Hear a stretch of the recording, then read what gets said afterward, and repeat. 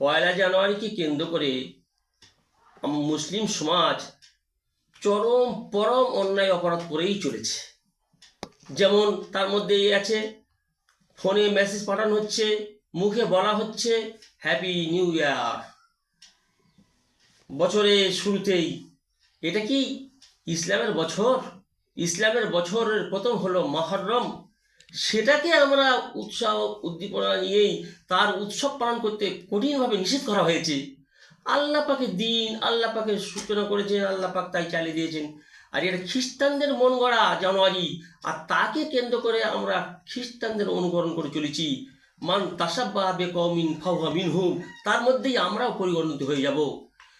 Happy new year বা কোনো কিছুভাবে ইশারা ইঙ্গিতেই পরিষ্কার হোক আর অস্পষ্ট হোক আর স্পষ্ট হোক, কোনো কথার দ্বারা চলবে না কারোকে সাধুবাদ জানানো, তার থেকে আমরা বিরত থাকি।